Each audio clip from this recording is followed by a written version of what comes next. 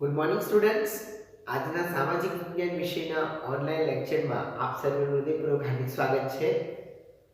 હું વિક્રમ Vaghela, nice primary school, આપ સર્વેનું હૃદયપૂર્વક હાર્દિક સ્વાગત કરીએ છીએ. લાસ્ટ લેક્ચરની અંદર આપણે ભૂગોળનો પાઠ ભણ્યો હતો, પાઠ 11 ભૂમિ સ્વરૂપો. આજના લેક્ચરની અંદર પાઠ 16 સ્થાનિક સરકાર વિશે આપણે ચર્ચા કરવાની છે. નવો પાઠ છે તમારા માટે, રાજનીતિ શાસ્ત્રને લગતું છે. પોલિટિકલ જ્ઞાન પણ આપણામાં હોવું જરૂરી છે. તમે આગળ કોમ્પિટિટિવ એક્ઝામ આપશો તેમાં પોલિટિકલના પણ ઘણા બધા ક્વેશ્ચન છે પૂછાતા હોય છે. અને આપણે જે દેશમાં રહીએ છીએ ત્યાંની રાજનીતિ કેવી છે એ પણ આપણને ખબર હોવી જોઈએ. તો આપણે આપણા નોલેજમાં પણ વધારો કરી શકીએ છીએ અને આપણી જે કાર્યકુશળતા છે એમાં પણ આપણે થોડો વધારો કરી શકીએ છીએ. તો સ્થાનિક સરકાર, સ્થાનિક એટલે શું? તો લોકલ જે હોય, આપણું જે પ્રદેશનું હોય, આપણે જ્યાં રહીએ છીએ તે સ્થાનિક કહેવાય છે, બરાબર? સ્થાનિક સરકાર. તો કે આપણે જ્યાં રહીએ છીએ ત્યાં કોની સરકાર છે આપણે એ પણ જાણવું જોઈએ ને. તો આપણે ભાવનગરમાં રહીએ છીએ, ભાવનગર શહેરની અંદર, અથવા તો કોઈ બીજા જિલ્લાના પણ હશે વિદ્યાર્થી મિત્રો, અથવા તો કોઈ ગામના હોય. તો તમારી સરકાર કઈ છે એ તમને જાણવાનો પહેલો અધિકાર છે.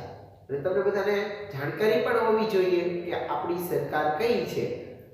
તો સ્થાનિક સરકારની જો વાત કરવામાં આવે તો આપણે ભાવનગર જિલ્લામાં રહીએ છીએ અને ભાવનગર જિલ્લાની અંદર જો આપણે વાત કરીએ તો કે શહેરની અંદર મહાનગરપાલિકા આવેલી હોય છે. દરેક શહેરમાં મહાનગરપાલિકા હોતી નથી. જે મોટા સિટી છે, આપણું ભાવનગર છે, એ વસ્તીની દ્રષ્ટિએ થોડું વધારે મહત્વ ધરાવે છે, વધારે પોપ્યુલેશન છે, વસ્તી છે. એટલા માટે આપણા શહેરને, તો કે આપણા શહેર છે એની અંદર મહાનગર સેવા સદન આવેલું છે, બીએમસી, ભાવનગર મ્યુનિસિપલ કોર્પોરેશન આવેલું છે, કે જેની અંદર તો કે મહાનગર દ્વારા આપણા આખા શહેરનો વહીવટ કામ છે, આખા શહેરના બધા જે કાર્યો છે અલગ અલગ પ્રકારના એ ત્યાંથી થતા હોય છે. સ્થાનિક સરકાર એમાં આપણે શહેરી પણ આવે અને ગ્રામીણ પણ આવે છે.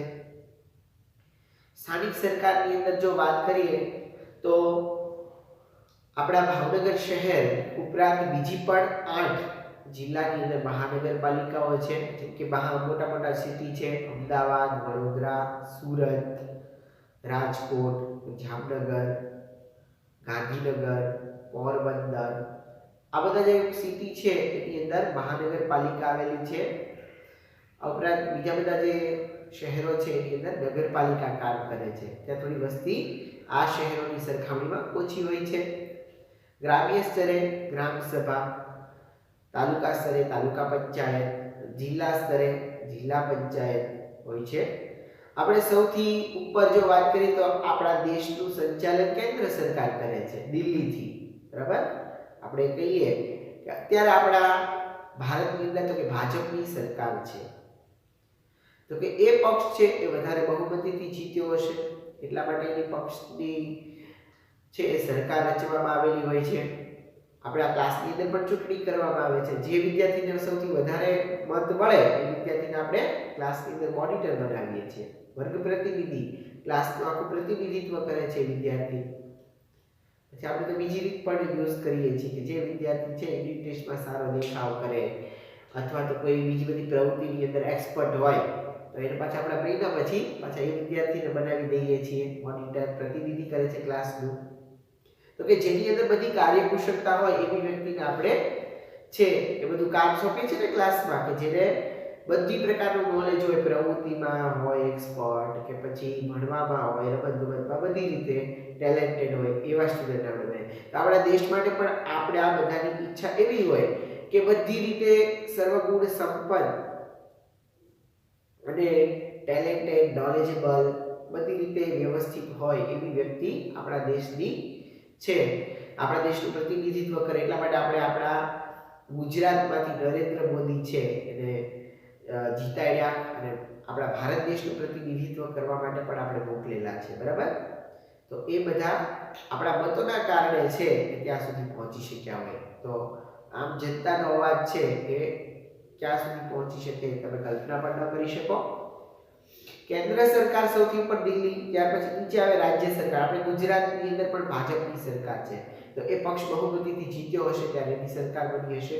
ત્યાર પછી તો કે જિલ્લા પંચાયત હોય છે, એ જિલ્લાની અંદર આપણા ભાવનગરની અંદર તો કે 11 તાલુકા જે છે એ ભાવનગર શહેર, આ બધાની જે વહીવટી કાર્ય છે જિલ્લા પંચાયત દ્વારા થાય છે.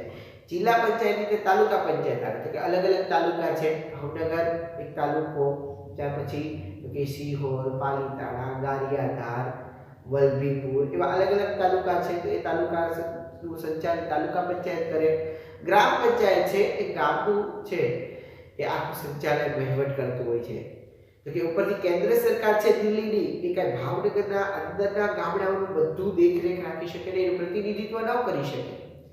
એટલા માટે આજે સરકાર છે એની પ્રાદેશિકતાને વહેંચી દેવામાં આવી છે. કોઈ એક જગ્યાએથી સંચાલન કે વહીવટ કરવો છે એ સરળ નથી, થોડું મુશ્કેલ બને છે. એટલા માટે તો કે દિલ્હીથી એનું વિભાજન કરી દેવામાં આવ્યું છે.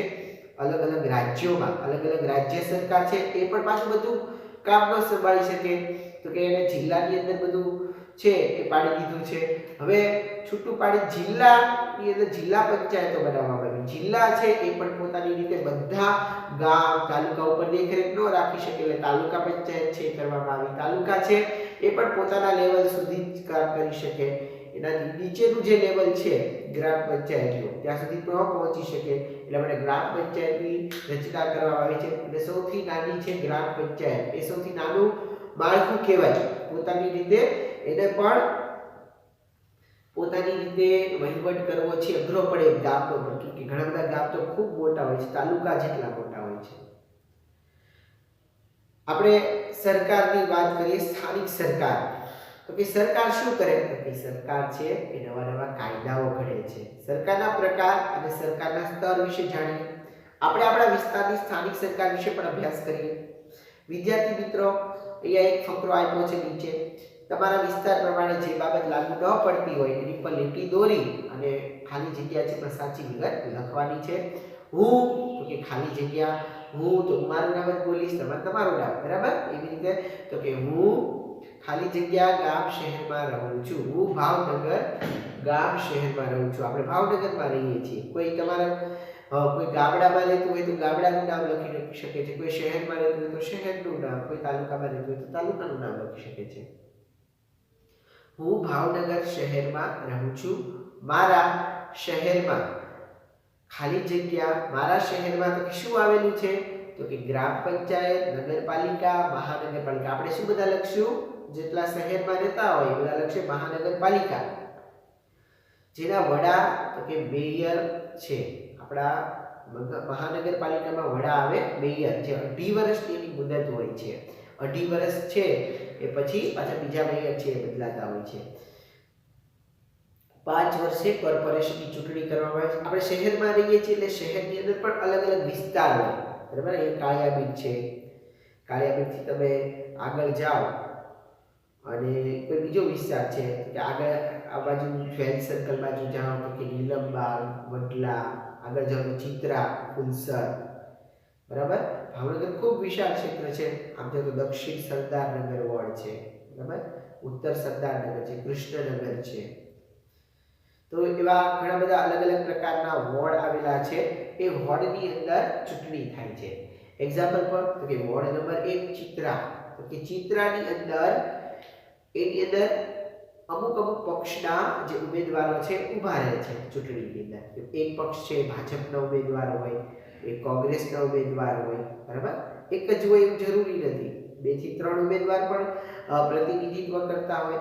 કોઈ પક્ષની અંદર 3 ઉમેદવાર ઊભા હોય, બરાબર? એવું પણ હોઈ શકે. જેમ કે ભાજપ છે તો કે 3 ઉમેદવાર ઊભા રહે છે ચૂંટણીની અંદર, કોંગ્રેસના 3 ઉમેદવાર હોય, અથવા તો કોઈ અન્ય પક્ષ હોય એના પણ 3-4 ઉમેદવાર ઊભા રહે છે. તો એ બધાની વચ્ચે આખી ચૂંટણી થાય છે. ચૂંટણીની અંદર ક્યારેક એવું પણ બને કે બધા છે એ ભાજપના જીતી જાય, તો બધા કોંગ્રેસના પણ જીતી શકે છે, કોઈ પણ જીતી શકે છે, બરાબર? અને જે જીતે એને ક્યાં જવાનું હોય છે? તો કે એને અહીંયા આપણા ભાવનગરની અંદર જે મહાનગરપાલિકા આવેલી હોય છે ત્યાં બેસવાનું અને પોતાના જે વિસ્તાર છે એના લોકોના પ્રશ્નો સાંભળવાના અને પોતાના વિસ્તારની અંદર એમને ગ્રાન્ટ પણ મળે છે, બરાબર. એ ગ્રાન્ટ છે એ વાપરવાની હોય છે, એ વિસ્તારને લગતા લોકોના કાર્યો છે એ પણ કરવાના હોય છે. આપણા વિસ્તારની સ્થાનિક સરકાર વિશે આપણે અભ્યાસ કરીએ. વિદ્યાર્થી મિત્રો, અહીંયા ફકરો આપ્યો છે, એની અંદર આપણે લખી લીધું, બરાબર. તો કે મારા શહેરમાં મહાનગરપાલિકા આવેલી છે, જેના વડા છે મેયર. એનું નામ છે ખાલી જગ્યા, બરાબર. આપણે ભાવનગરના મેયર કોણ છે? તમને બધાને ખબર હશે. કોણ છે? જાણી લેજો, બરાબર. મનભા મોરી છે, જે આપણા ભાવનગરના મેયર છે મહાનગરપાલિકામાં. તમે આ વિગતો ભરી અને ખ્યાલ આવી ગયો કે કોઈ ગામ શહેરમાં રહો છો તો તમે તમારા વિસ્તારના સ્થાનિક વહીવટતંત્રથી માહિતગાર છો. સ્થાનિક વહીવટતંત્ર કેવી રીતે કાર્ય કરે છે તેના વિશે અભ્યાસ કરીએ. તો કે અહીંયા સ્થાનિક સરકાર, પંચાયતી રાજ વિશે આપણને એક કોષ્ટક માહિતીનું માળખું આપેલું છે. એના વિશે આપણે જોઈએ તો કે સ્થાનિક સરકાર, પંચાયતી રાજનું માળખું છે આપવામાં આવ્યું છે. તો કે એની અંદર તો કે ગ્રામીણ પ્રશાસન એક બાજુ છે અને એક બાજુ શહેરી પ્રશાસન છે, બરાબર. આખા આપણા ભારતની અંદર સૌથી વધારે વસ્તી ગ્રામીણ વસ્તી છે. ગામમાં લોકો વધારે રહે છે શહેરો કરતા, પણ અત્યારે શહેરીકરણ એટલું બધું વધી ગયું છે કે લોકો શહેરો તરફ છે એ આકર્ષાયા છે. શહેરોની જે રીતભાત, જીવનશૈલી, લાઈફસ્ટાઈલ, આ બધાથી આકર્ષિત થઈ ઉદ્યોગ ધંધા પણ વધ્યા છે શહેરોમાં. એટલે લોકો છે એ શહેરો તરફ સ્થળાંતર કરવા લાગ્યા છે. એજ્યુકેશન લેવલ પણ શહેરોનું વધારે થવા માંડ્યું છે. ગ્રામીણ પ્રશાસનની અંદર જોઈએ તો ગ્રામ પંચાયત આવેલી છે, તાલુકા પંચાયત અને જિલ્લા પંચાયત. ગામ, તાલુકા અને જિલ્લા આવેલા છે. શહેરી પ્રશાસનની વાત કરીએ તો શહેરી પ્રશાસનની અંદર તો કે નગરપાલિકા અને મહાનગરપાલિકા છે એ જોવા મળે છે. સ્થાનિક સરકાર, પંચાયતી રાજ, એમાં ગ્રામીણની અંદર ગ્રામ પંચાયત, તાલુકા પંચાયત, જિલ્લા પંચાયત. શહેરની અંદર તો કે નગરપાલિકા અને મહાનગરપાલિકા આવેલી જોવા મળે છે. પંચાયતી રાજનું માળખું તમને પૂછવામાં આવે કે કેટલા સ્તરનું છે, તો પંચાયતી રાજનું માળખું ત્રિસ્તરીય છે. કયું? તો કે સૌથી નીચેનું લેવલ ગ્રામ પંચાયત, એનાથી ઉપરનું તાલુકા પંચાયત અને એના ઉપરથી કે જિલ્લા પંચાયત આવેલું છે. જિલ્લા કક્ષાએ તો કે જિલ્લા પંચાયત, તાલુકા કક્ષાએ તાલુકા પંચાયત અને સૌથી નીચે ને સૌથી નાનું આપણે કહી શકીએ ગ્રામ પંચાયત. અલગ અલગ ગામોની અંદર આવેલી હોય છે. સ્થાનિક કક્ષાએ લોકો મત આપી અને પોતાના પ્રતિનિધિને ચૂંટતા હોય છે. દરેક જગ્યાએ લોકો છે ચૂંટણી કરે છે. જે મતદાન વિભાગ હોય છે, બરાબર. તો કે એ લોકો દ્વારા જે ચૂંટણી વિભાગ હોય છે આખો, બરાબર, એ લોકો આખી ચૂંટણીની પ્રક્રિયા કરે છે અને સ્થાનિક કક્ષાએ લોકો છે મત આપી અને પોતાના પ્રતિનિધિને ચૂંટે છે. તેમના દ્વારા જે વહીવટ થાય એને સ્થાનિક સ્વરાજ્ય પણ કહી શકાય છે.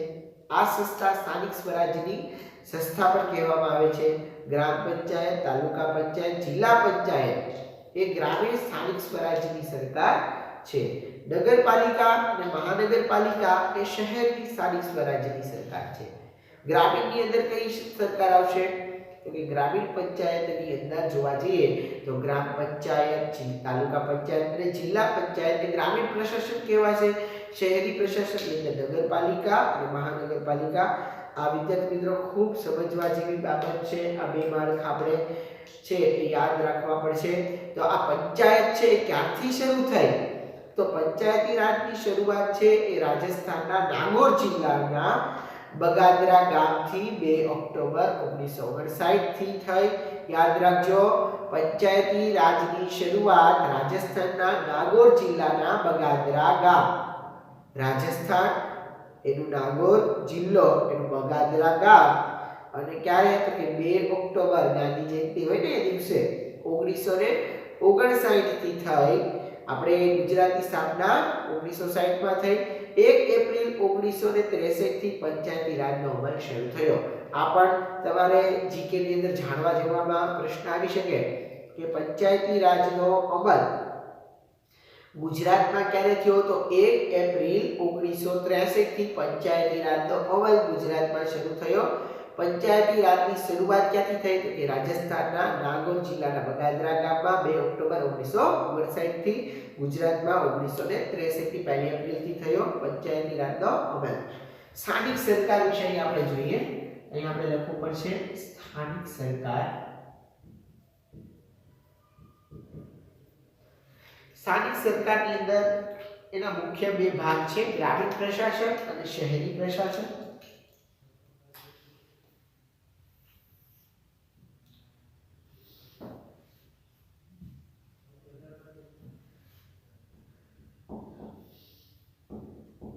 ગ્રામીણ પ્રશાસન આ બાજુ, શહેરી પ્રશાસન. ગ્રામીણ પ્રશાસન અને શહેરી પ્રશાસન છે તો એની અંદર ગામ, તાલુકા અને જિલ્લા આવે છે. આપણે અહીંયા લખશું ગ્રામીણ પ્રશાસનની અંદર ગામ, ગ્રામ, તાલુકા અને જિલ્લો. ત્યાર પછી શહેરી પ્રશાસનની અંદર નગરપાલિકા, મહાનગરપાલિકા,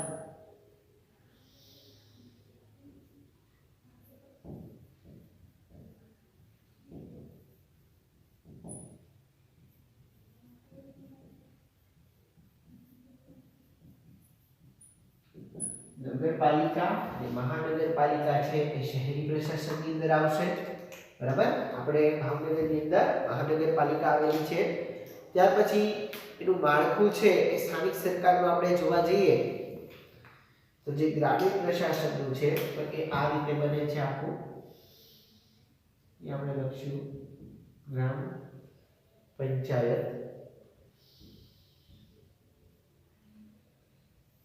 એનાથી અહીંયા ઉપર તાલુકા પંચાયત,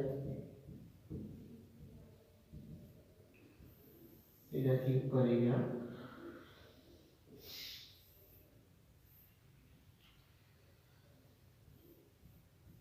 જિલ્લા પંચાયત, ગ્રામ પંચાયત, તાલુકા પંચાયત અને જિલ્લા પંચાયત આવેલી છે સ્થાનિક સરકારમાં. ઓકે, આ રીતે આપણે જોઈ શકીએ છીએ. ચૂંટણી કોણ કરે છે તો કે સ્થાનિક કક્ષાએ લોકો છે એ મત આપી અને પોતાના પ્રતિનિધિને ચૂંટતા હોય છે. ગામડાની અંદર પણ ચૂંટણી થાય છે, સરપંચની ચૂંટણી. એમાં પણ ગામના લોકો છે એ પોતાનામાંથી પ્રતિનિધિત્વ કરતા લોકોને 18 વર્ષથી ઉપરની કોઈ પણ વ્યક્તિ મત આપી અને એને જીતાડી શકે છે ઉમેદવારને. પછી તાલુકા પંચાયત, જિલ્લા પંચાયતની ચૂંટણી પણ લોકો દ્વારા કરવામાં આવે છે. નગરપાલિકા, મહાનગરપાલિકામાં પણ વોર્ડ હોય છે અલગ અલગ પ્રકારના. બરાબર, એ વોર્ડની અંદર જે સભ્યો ઊભા હોય છે, જે પ્રતિનિધિત્વ કરતા હોય છે પક્ષનું, એમાંથી જે ઉમેદવાર છે એ જીતે એને એની સરકાર છે વધારે મત જે ઉમેદવાર હોય, જે વધારે ઉમેદવારો જીતેલા હોય એમની સરકાર બનાવવામાં આવે છે. વિદ્યાર્થી મિત્રો, ચિત્ર 16.2 માં તમે જોઈ શકો છો કે ગ્રામ પંચાયતના પાયા ઉપર આપણી બધી સરકાર ટકેલી છે. 16.2 માં તમે જોઈ શકો છો કે ગ્રામ પંચાયત ઉપર બધું ટકેલું છે, કેમ કે સૌથી નીચેમાં નીચે ગ્રામ પંચાયત છે. ગ્રામ પંચાયતની ઉપર તાલુકા પંચાયત, એની ઉપર તો કે જિલ્લા પંચાયત, ત્યાર પછી રાજ્ય સરકાર જે રાજ્યનો વહીવટ સંભાળે છે. વહીવટી કાર્ય છે એ રાજ્યની અંદર રાજ્યપાલ અને આખા આપણા દેશની અંદર છે એ વહીવટી કાર્ય રાષ્ટ્રપતિ દ્વારા થતું હોય છે. આ ઉપરાંત આપણે જો જિલ્લાની અંદર વાત કરીએ તો જિલ્લાનું વહીવટી કાર્ય છે જિલ્લા પ્રમુખ કરતા હોય છે. તાલુકાની અંદર તાલુકા પંચાયતની અંદર વહીવટી અધિકારી હોય છે એ કરે છે. ગ્રામ પંચાયતની અંદર તલાટી ક્રમ મંત્રી છે એ વહીવટી કાર્ય કરતા હોય છે. ગ્રામીણ પ્રશાસનની અંદર જો આગળ વાત કરીએ તો ગુજરાત રાજ્યનો વહીવટ ગુજરાત સરકાર સંભાળે છે. રાજ્ય સરકાર અને રાજ્ય સરકારની અંદર ગુજરાત રાજ્ય હોય તો એનો આખો વહીવટ છે એ ગુજરાત સરકાર સંભાળે છે. જ્યારે દેશનો વહીવટ તો કે કેન્દ્ર સરકાર દ્વારા ચલાવવામાં આવે છે. આ બધાના મૂળમાં તો શું તો કે ગ્રામ પંચાયત જ છે. બધાના મૂળમાં પંચાયતી રાજમાં સૌથી મહત્વનું એકમ કયું તો પંચાયતી રાજના સૌથી મહત્વનું એકમ આપણે જો ગણીએ તો એ છે ગ્રામ પંચાયત. ગ્રામીણ પ્રશાસન, ગ્રામ પંચાયત એની રચનાની વાત કરીએ તો ગ્રામ પંચાયતની રચના કેવી રીતે થાય છે? સૌપ્રથમ રચના, ત્યાર પછી વહીવટ અને ત્યાર પછી એની આવકના સાધનો, એના વિશે આપણે જોઈએ. તો આપણે ગ્રામ પંચાયત પહેલો ટોપિક છે એ ભણીએ.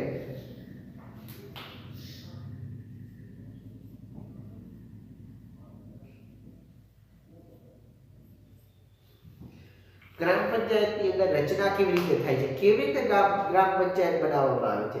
તો કે સ્થાનિક સ્વરાજ્યની સંસ્થામાં સૌથી પાયાનું એકમ ગ્રામ પંચાયત. બધા યાદ રાખજો, સ્થાનિક સ્વરાજ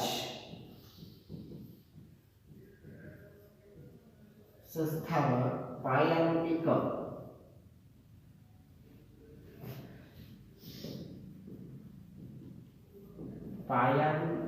કોણ છે? તો ગ્રામ પંચાયત છે. 500 થી 25,000 સુધીની વસ્તી ધરાવતા ગામમાં ગ્રામ પંચાયતની રચના કરવામાં આવે છે. 500 થી લઈને 25,000 સુધીની વસ્તી ધરાવતા જે ગામ હોય એની અંદર ગ્રામ પંચાયતની રચના કરવામાં આવે છે. 25,000 યાદ રાખજો, ઓછામાં ઓછી 500 અને વધુમાં વધુ 25,000 થી સુધીની જો વસ્તી હોય તો એની અંદર ગ્રામ પંચાયતની રચના થાય છે. ગ્રામ પંચાયતના ઓછામાં ઓછા 8 વસ્તીના આધારે વધુમાં વધુ 16 છે ચૂંટાયેલા સભ્યો હોય છે. ગ્રામ પંચાયતના વડા, સરપંચ. અહીંયા ટોપિક જે મુદ્દા મહત્વના છે લખ્યું. 500 થી 25,000 સુધીની વસ્તી,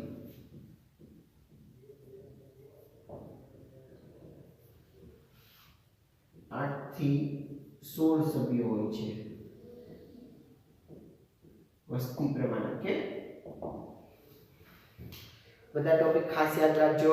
ઓછામાં ઓછા 8, વધુમાં વધુ 16 સભ્યો છે એ હોય છે. ગ્રામ પંચાયતના વડાને સરપંચ કહેવામાં આવે છે. વડા, સરપંચ, એનો ખાસ યાદ રાખજો. બધાને ખબર જ હશે. તમારું ગામ હોય તો તમારા ગામની અંદર કોણ સરપંચ છે એ તમે જાણી લેજો. દર 5 વર્ષે ગ્રામ પંચાયતના સભ્યો અને સરપંચની ચૂંટણી થાય છે. દર 5 વર્ષે સરપંચની અને અન્ય સભ્યો જે હોય છે 8 થી 16 સુધીના, એમની ચૂંટણી કરવામાં આવે છે. ગામના મતદારો પ્રત્યક્ષ રીતે મત આપી અને સરપંચને ચૂંટે છે. મતદારો છે એ પોતાની રીતે પ્રત્યક્ષ રીતે મત આપે, કેમ કે પોતાનો જે મત છે એ એકદમ કિંમતી તો હોય જ છે, પણ કેવો હોય છે, એકદમ ગુપ્ત રાખવામાં આવે છે. કોઈ પણ વ્યક્તિ છે એ જ્યારે મત આપે ત્યારે બીજાને કહેતા નથી અને એકદમ ગુપ્ત રીતે મત આપી અને સરપંચને ચૂંટે છે. વોર્ડના સભ્ય જે તે વોર્ડના મતદારને ચૂંટે છે. સભ્યો દ્વારા મતદારને ચૂંટવામાં આવે છે. ગ્રામ પંચાયતની ચૂંટણી કોઈ પણ રાજકીય પક્ષ દ્વારા કે કોઈ રાજકીય પક્ષના પ્રતીક પર લડાતી નથી. એક મહત્વનો ટોપિક છે કે ગ્રામ પંચાયતની ચૂંટણી છે એની અંદર કોઈ રાજકીય પક્ષ દ્વારા કે કોઈ રાજકીય પક્ષના પ્રતીક રૂપે લડાતી નથી. એમાં કોઈ પક્ષ નથી હોતો. એક બાબત યાદ રાખવા જેવી છે. અને વોર્ડના સભ્યને કોણ ચૂંટે છે? તો વોર્ડના મતદારો દ્વારા જ સભ્યો છે બધા ચૂંટાય છે. ગામના મતદારો પ્રત્યક્ષ રીતે મત આપીને ગામના જે મતદારો છે એ જ સરપંચને પણ ચૂંટે છે અને સભ્યોને પણ મતદારો ચૂંટે છે. અને રાજકીય પક્ષ કોઈ હોતો નથી. ચૂંટણીની અંદર કોઈ પ્રતીક પણ નથી હોતું, એનો કોઈ સિમ્બલ નથી હોતો, જેમ કે પંજો હોય, કમળ હોય કે પછી સાયકલ હોય કે XYZ અલગ અલગ આપણે પ્રતીકો ઉપયોગ કરવામાં આવતા હોય છે. કોઈ ગાડું રાખેલું હોય કે મને ગાડાને મત આપજો, બરાબર. કોઈ બેટ રાખેલું હોય કે હું રમું છું બેટની જેમ, બરાબર, તો મને મત આપજો. કોઈ ટોપી રાખી હોય, XYZ બધા અલગ અલગ છે એ સિમ્બોલ રાખતા હોય છે. આમ આદમી પાર્ટી છે તો કે સાવરણો છે સિમ્બોલ, એમ દરેકનું અલગ અલગ હોય છે પ્રતીક. વહીવટ. ગ્રામ પંચાયતના સરપંચ અને સભ્યો મળી અને ગામના જે વિકાસના કામો છે એ અંગે ઠરાવ કરી અને ગામના વિકાસના કામો પણ નક્કી કરે છે. હવે આવે છે વહીવટી કામ. આપણે રચના તો જોઈ લીધી, 8 થી 16 સભ્યો હોય છે. ગામના જે મતદારો હોય એના દ્વારા મત આપી અને સરપંચ અને સભ્યોને ચૂંટવામાં આવે છે. 5 વર્ષે ચૂંટણી થાય છે, 500 થી 25,000 સુધી વસ્તી થાય એવા ગામની અંદર ગ્રામ પંચાયતની રચના થાય છે. ઓછામાં ઓછા 8 અને વધુ 16 સભ્યો હોય છે. વહીવટની અંદર જોવા જઈએ તો ગ્રામ પંચાયતનો સરપંચ અને સભ્યો મળી અને ગામના વિકાસના કામો અંગે ઠરાવ કરી અને ગામના વિકાસના કામો છે પણ નક્કી કરે છે. સરકાર તરફથી તલાટી મંત્રીની પણ નિમણૂક કરવામાં આવે છે. ગામની અંદર વહીવટ માટે કોણ હોય છે? તલાટી કમ મંત્રી. યાદ રાખજો.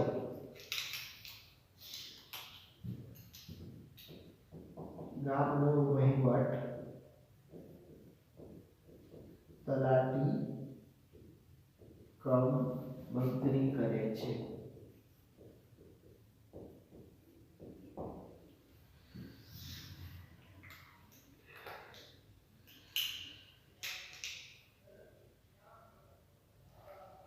વહીવટ છે એ તલાટી કમ મંત્રી દ્વારા કરવામાં આવે છે. ગામના વિકાસના કામો પણ નક્કી કરવામાં આવે છે. સરકાર તરફથી તલાટી મંત્રીની નિમણૂક છે સરકાર દ્વારા કરવામાં આવે છે.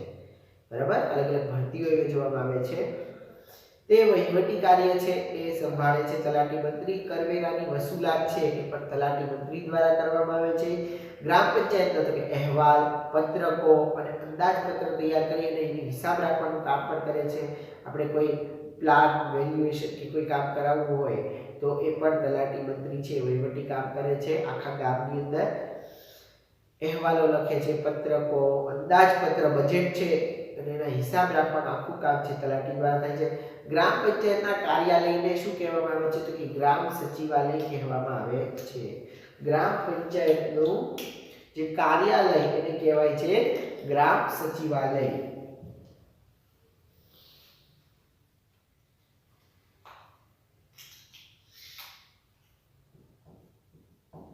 ગ્રામ પંચાયતનું કાર્યાલય એને કહેવામાં આવે છે ગ્રામ સચિવાલય.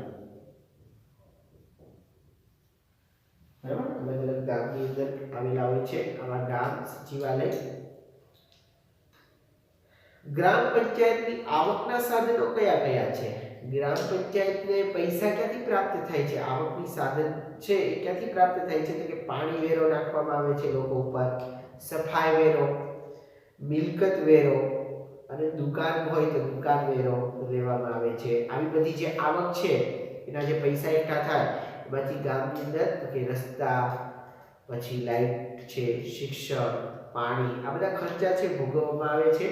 રાજ્ય સરકાર અને કેન્દ્ર સરકાર તરફથી મળતું અનુદાન.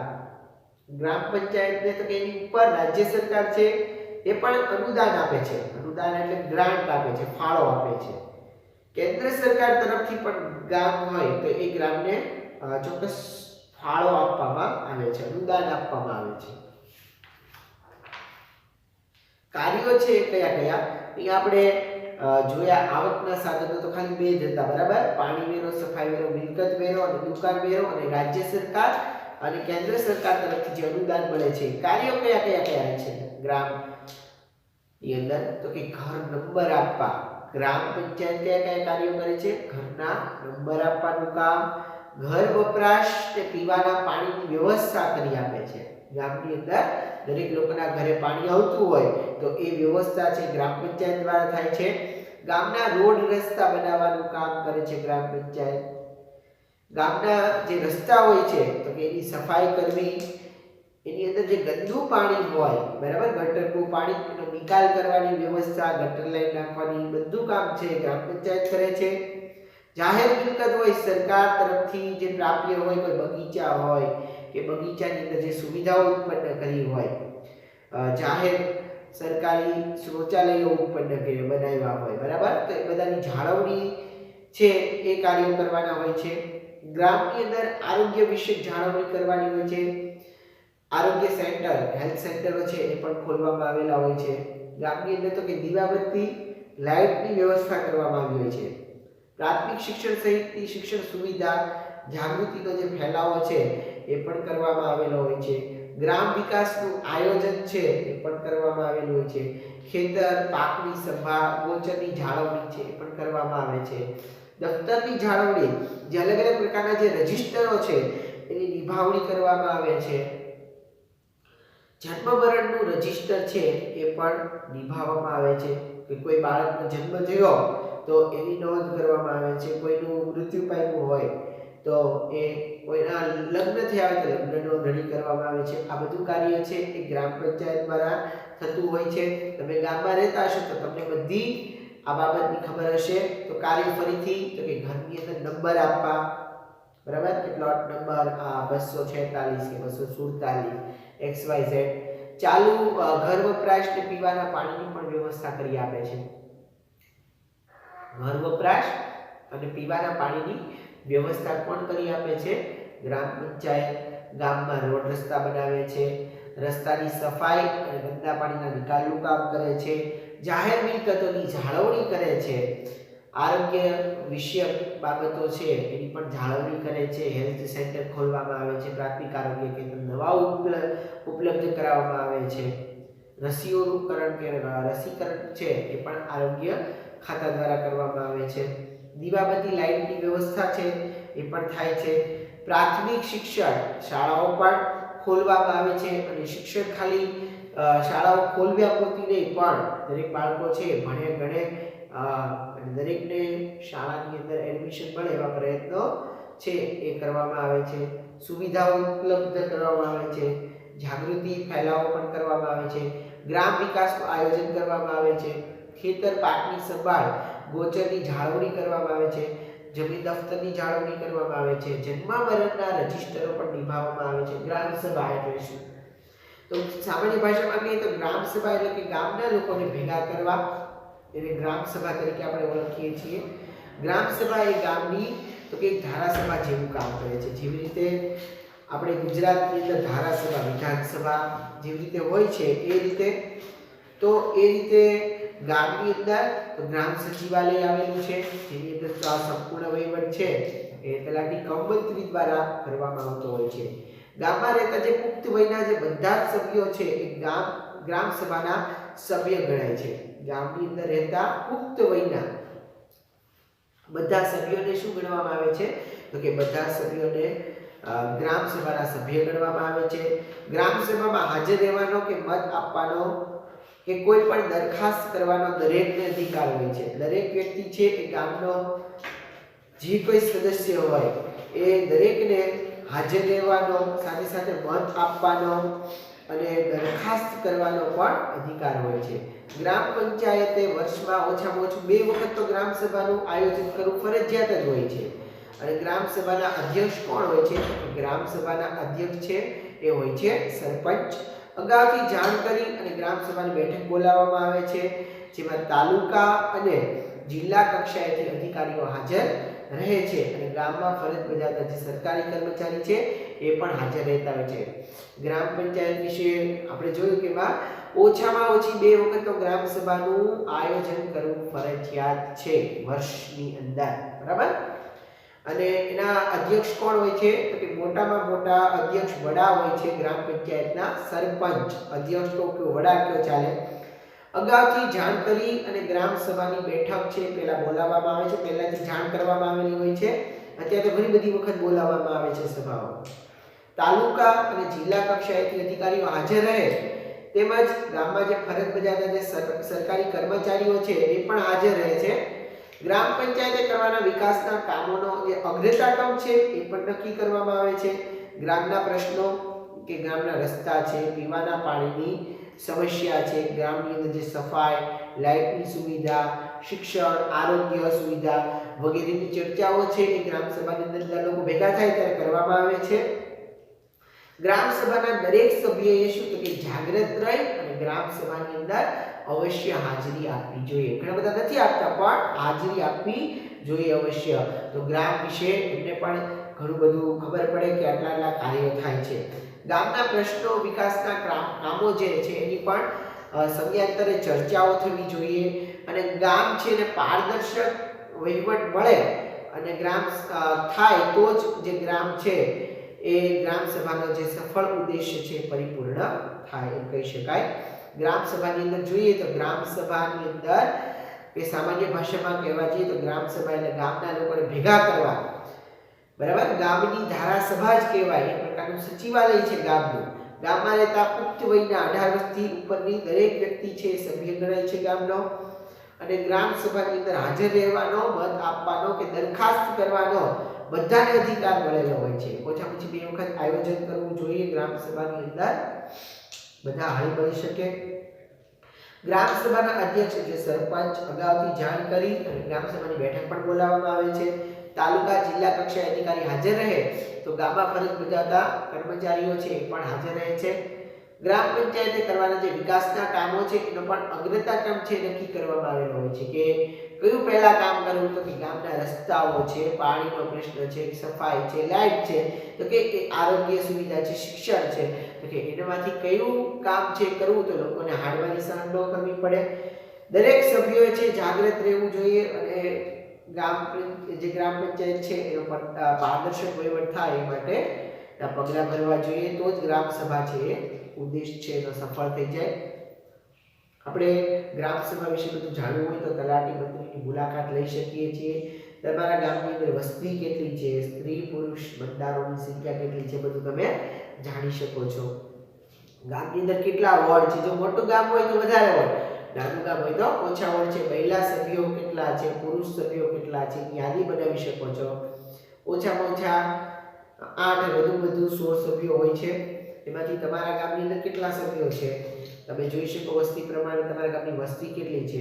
તમારા ગામની ગ્રામ પંચાયત દ્વારા કરેલા વિકાસની યાદી પણ તમે તૈયારી કરી શકો છો. સમરસ ગ્રામ પંચાયત આ એક જાણવા જેવો ટોપિક છે, બરાબર. ખાલી આ જે જાણવા જેવું છે એની માધ્યમથી તમારે જાણવાનું છે, બરાબર. કોઈ એટલે વધારાનું જ્ઞાન છે પણ આગળ જતા કામ તો લાગશે, પરીક્ષામાં આપણે પૂછી શકશું નહીં. સમરસ ગ્રામ પંચાયત તો કે ગ્રામ પંચાયતની રચના ચૂંટણી વગર સર્વસંમતિથી વિના વિરોધે થાય તેવી ગ્રામ પંચાયતને સમરસ ગ્રામ પંચાયત કહે છે. જેની રચના કેવી રીતે થાય છે તો કે ચૂંટણી વગર સર્વસંમતિ વિના વિરોધે થાય તો એ ગ્રામ પંચાયતને સમરસ ગ્રામ પંચાયત કહેવાય. ચૂંટણી વગર, સર્વસંમતિ વગર અને કોઈના વિરોધ વગર જે થાય એ ગ્રામ પંચાયતને સમરસ ગ્રામ પંચાયત કહેવામાં આવે છે. ગામની અંદર તો કે સંપ, સહકાર, સુમેળ, સંવાદિતા જળવાઈ રહે એ રીતે સ્થાનિક પ્રજા છે એ વિકાસમાં ભાગ લે તે હેતુથી ગુજરાત રાજ્યની અંદર ઓક્ટોબર 2001માં ગ્રામ પંચાયત, ગૃહ નિર્માણ અને ગ્રામ વિકાસ વિભાગ દ્વારા આ યોજના છે અમલ મૂકવામાં આવી છે. ચૂંટણી વગર સર્વસંમતિથી વિના વિરોધે ગ્રામ પંચાયત જે યોજાય સમરસ ગ્રામ પંચાયત કહેવામાં આવે છે. કોઈ ખર્ચ 1 રૂપિયાનો પણ થતો નથી, યાદ રાખજો. સંપ, સહકાર, સુમેળ, સંવાદિતા જળવાય છે અને સ્થાનિક પ્રજા છે પણ વિકાસમાં ભાગ લે છે. ગુજરાત રાજ્યની અંદર ઓક્ટોબર 2001 ની અંદર આ જે ગૃહ નિર્માણ ગૃહ વિભાગના વિકાસ દ્વારા યોજના છે અમલ મૂકવામાં આવી છે સમરસ ગ્રામ પંચાયતની. ગ્રામ પંચાયતની ચૂંટણી છે એ તો કે બિનહરીફ થાય તો સરકાર દ્વારા ગામના વિકાસ માટે ખાસ અનુદાન છે એ પણ ફાળવવામાં આવે છે. બિનહરીફ ચૂંટણી થાય તો ખાસ અનુદાન પણ ફાળવવામાં આવે છે. અનુદાનનો ઉપયોગ છે એ ગ્રામ સભા નક્કી કરે તે મુજબના જે વિકાસના કામો માટે કરવામાં આવે છે. જો ગ્રામ પંચાયત મહિલા સમરસ બને એટલે કે સરપંચ સહિત તમામ સભ્યો મહિલાઓ બિનહરીફ ચૂંટાય તો ખાસ અનુદાન છે એ પણ ફાળવવામાં આવે છે. પ્રથમ વખત, બીજી વખત, ત્રીજી વખત, ચોથી વખત સમરસ ગ્રામ પંચાયત થાય તો વિકાસના કામો માટે પણ વિશેષ અનુદાન છે સરકાર દ્વારા ફાળવવામાં આવે છે. સરકાર દ્વારા ગ્રામ પંચાયતની ચૂંટણીના કારણે ગામમાં બંદૂક ન થાય, વેરઝેર ન સર્જાય એ માટે આ યોજના છે એ જાહેર કરવામાં આવેલી છે, બરાબર. તો કોઈનું બંદૂક ન થાય, કોઈને વેરઝેર ન સર્જાય એટલા માટે આ યોજના જાહેર કરવામાં આવેલી છે સમરસ ગ્રામ પંચાયતની. ઓકે, હવે અહીં આપણે જે ટોપિક જોઈ લીધા એના વિશે ખાલી એક વખત ફરીથી માહિતી મેળવી લઈએ. તો પહેલા તો આપણે સ્થાનિક સરકાર, ગ્રામીણ પ્રશાસન જોયું, શહેરી પ્રશાસન વિશે આપણે માહિતી મેળવવાની છે. જિલ્લા પંચાયત, તાલુકા પંચાયત, ગ્રામ પંચાયત, સૌથી નાનું ગામ, તાલુકા, જિલ્લા એ ગ્રામીણ પ્રશાસનમાં આવશે. ગ્રામ પંચાયતની આપણે શરૂઆત કરી તો કે ગ્રામ પંચાયતની તો કે સ્થાનિક સ્વરાજ્યની સંસ્થામાં પાયાનું એકમ એટલે ગ્રામ પંચાયત. વસ્તી કેટલી તો કે 500 થી લઈ અને 25,000 સુધીની વસ્તી છે. 8 થી 16 સભ્યો હોય છે. વડા સરપંચ હોય છે, ગામનો વહીવટ કોણ કરે તો કે તલાટી કમ મંત્રી છે એના દ્વારા કરવામાં આવે છે. ગ્રામ પંચાયતનું કાર્યાલય કહેવામાં આવે છે ગ્રામ સચિવાલય. એના કાર્યો કયા કયા છે તો કે ઘર નંબર આપવા, ઘર વપરાશ પીવાના પાણીની વ્યવસ્થા કરવી, ગામના જે રોડ રસ્તા છે એ બનાવી આપવા, સફાઈ, ગંદા પાણીના નિકાલની વ્યવસ્થા, જાહેર મિલકતની જાળવણી કરવી, આરોગ્ય વિશે જાળવણી કરવી, દીવાબત્તી લાઇટની વ્યવસ્થા, પ્રાથમિક શિક્ષણ સહિતની જે જાગૃતિ અને ફેલાવો છે એ કરવો, ગ્રામ વિકાસનું આયોજન, જમીન દફતરની, ખેતરના પાકની સંભાળ, ગોચરની જાળવણી, જમીન મંડળનું જે રજિસ્ટર નિભાવવાનું હોય છે, ગ્રામ સભા વિશે આપણે જે વાત કરી, બરાબર, એના કાર્યો વિશે વાત કરી. આજના લેક્ચરની અંદર આપણે જે ગ્રામ પંચાયત, ગ્રામીણ પ્રશાસન વિશેનો પૂરેપૂરો જે ટોપિક છે એના વિશે વાત કરી લીધી છે. ગ્રામીણ પ્રશાસન, ગ્રામ પંચાયત એના વિશે વાત કરી. આગળ તાલુકા પંચાયત વિશે માહિતી પ્રાપ્ત કરીએ. ગ્રામ પંચાયત વિશે આપણે સંપૂર્ણ માહિતી પ્રાપ્ત કર્યા પછી તાલુકા પંચાયત વિશે પણ જોવું જરૂરી છે. તો કે સ્થાનિક સરકારની અંદર જોવા જઈએ તો ગ્રામ પંચાયત પછી આવે છે તાલુકા પંચાયત. ગ્રામ પંચાયતથી જે ઉપરના સ્તરે ગણાય છે અને સ્થાનિક સરકારની અંદર જે ત્રિસ્તરીય માળખાની અંદર જોવા જઈએ તો બીજા નંબરે તાલુકા પંચાયત આવે છે. તાલુકા પંચાયતની ઉપર જિલ્લા પંચાયત છે એને સપોર્ટેડ છે આપણે ગણી શકીએ છીએ, કેમ કે જિલ્લા પંચાયત દ્વારા ઘણો બધો સપોર્ટ છે તાલુકા પંચાયતની અંદર કરવામાં આવતો હોય છે. ભાવનગરની અંદર પણ ઘણા બધા અલગ અલગ પ્રકારના તાલુકા છે જેની અંદર તાલુકા પંચાયતો આવેલી હોય છે, જેમ કે ભાવનગર તાલુકો છે, સિહોર, ગારિયાધાર, વલભીપુર તાલુકો, ઘોઘા તાલુકો, એમ અલગ અલગ પ્રકારના વિવિધ તાલુકાઓ છે એ આવેલા છે, જ્યાં તાલુકા વિકાસ અધિકારી દ્વારા વહીવટી કાર્યો છે કરવામાં આવતા હોય છે.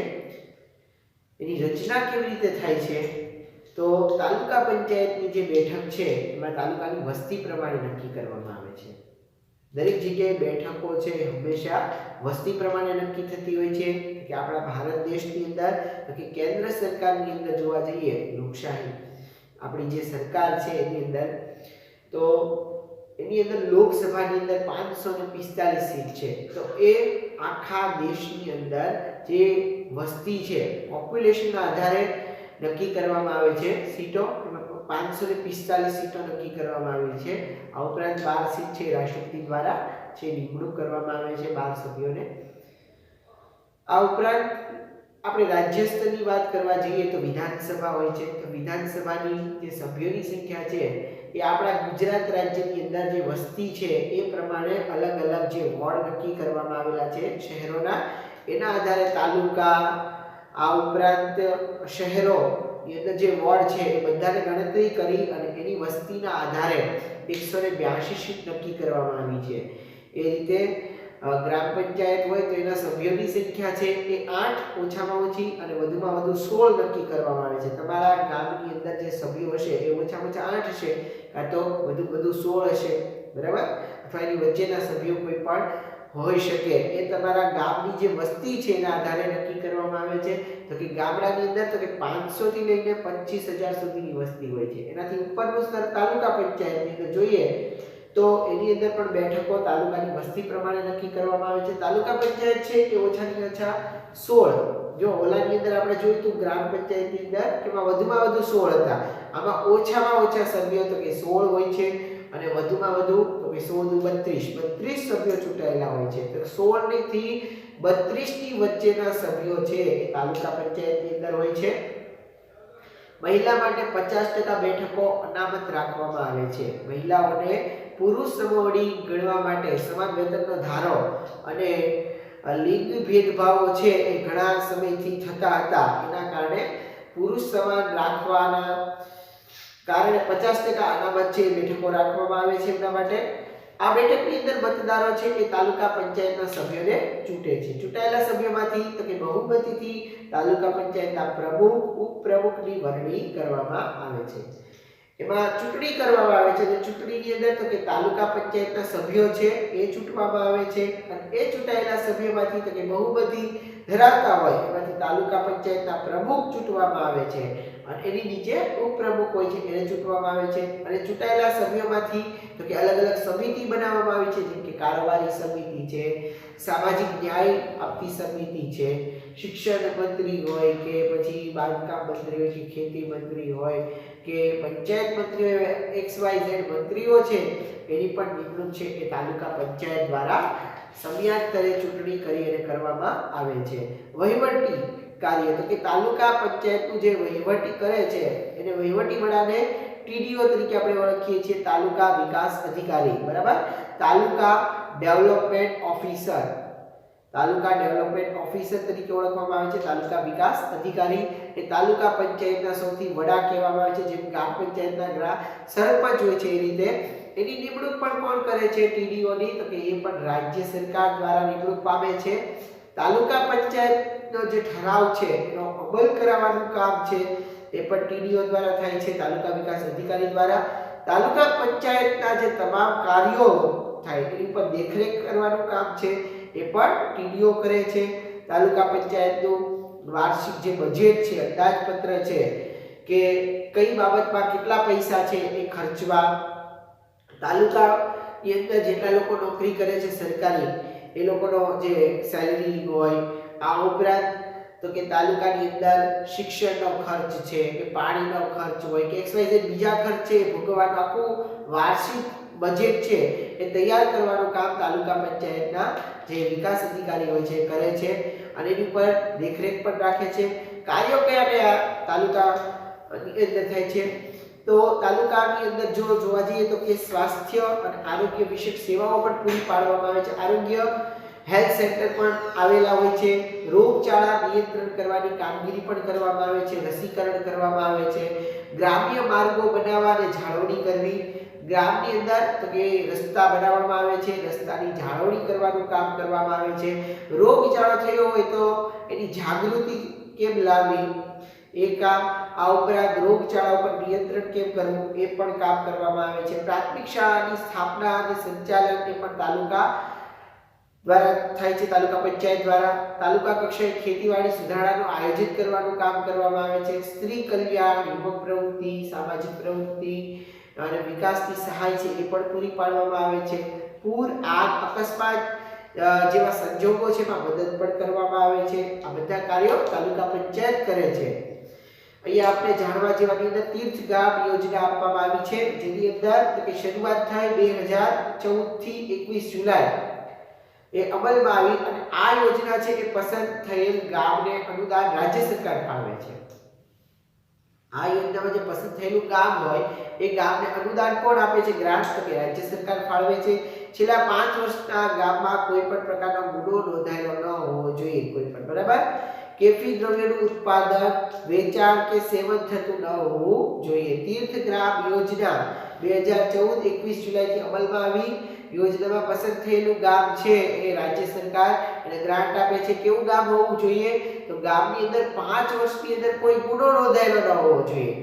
એ ગામની અંદર કોઈ કેફી દ્રવ્યોનું ઉત્પાદન ન કરતા હોય, વેચાણ પણ ન કરતા હોય, કોઈ ખાતા પણ ન હોય, સેવન પણ ન કરતા હોય. ગામની અંદર સ્વચ્છતા જાળવવી જોઈએ, એકદમ સ્વચ્છ હોવું જોઈએ ગામ. કન્યા કેળવણીનો ઊંચો દર અને અપવ્યયનો નીચો દર હોવો જોઈએ. કન્યા કેળવણી, સ્ત્રીઓ પણ શિક્ષણ લેતી હોવી જોઈએ અને અધવચ્ચે કોઈ શિક્ષણ છોડીને જતા રહેતા ન હોવા જોઈએ, બરાબર. એ નીચો દર હોવો જોઈએ. એટલે થતું હોય તો પણ અમુક કારણોસર અને અમુક વિદ્યાર્થીઓ દ્વારા જેવું થતું હોવું જોઈએ. માપદંડોના આધારે તીર્થ ગામ પસંદ કરવામાં આવે છે, જેનો ઉદ્દેશ શું છે, તો કે ગ્રામ વિસ્તારમાં રહેતા લોકો વચ્ચે સદભાવના વધે, એકતા જળવાય, ભાઈચારાની ભાવના વધે. પછી છે પાવન ગામ યોજના.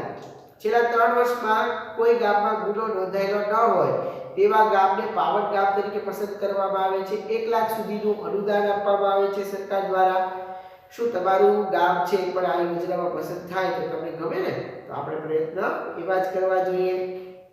આપણે ગામની મુલાકાત લેવી જોઈએ, ગ્રામ પંચાયતમાં જવું જોઈએ, તાલુકા પંચાયતમાં જવું જોઈએ, બરાબર. TDO ને મળવું જોઈએ, એના દ્વારા વિકાસ કાર્યો છે એ જાણવા જોઈએ કયા કયા થાય છે. આપણે અહીંયા તાલુકા પંચાયત વિશે જોયું, જેના વહીવટી વડા તાલુકા વિકાસ અધિકારી. ખાસ યાદ રાખજો, રાજ્ય સરકારની નિમણૂક કરે છે.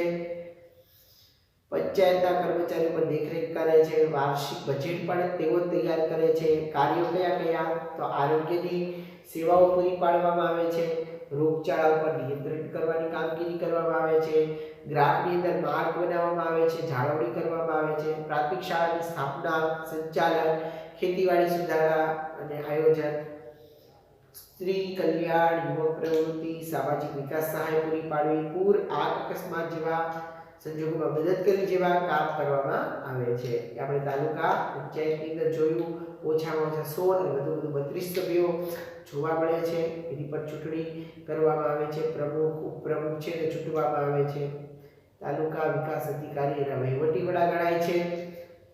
આપણે આજના લેક્ચરની અંદર તાલુકા વિકાસ, તાલુકા પંચાયત અને ગ્રામ પંચાયત આ બે વિશે પૂરેપૂરી માહિતી છે એ પ્રાપ્ત કરી છે. આજનું હોમવર્ક પણ તમને ખાસ આપવાનું રહેશે. તો એની અંદર તમારે ગ્રામ પંચાયત બરાબર અને તાલુકા પંચાયત વિશે ટુકડા લખવાની રહેશે. અહીંયા હોમવર્ક નોંધી લેજો. HW સામાજિક વિજ્ઞાન,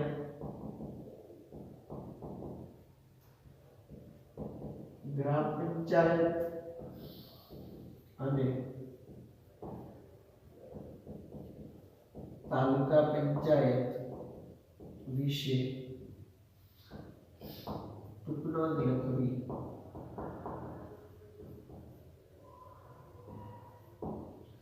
ગ્રામ પંચાયત અને તાલુકા પંચાયત વિશે ટૂંકનોંધ છે લખવાની રહેશે. ઓકે, તો વિદ્યાર્થી મિત્રો આજના લેક્ચરની અંદર બસ આટલું જ. ફરીથી નવા લેક્ચરની અંદર ખાસ ઉપસ્થિત થશું. આવજો. આભાર. Thank you so much.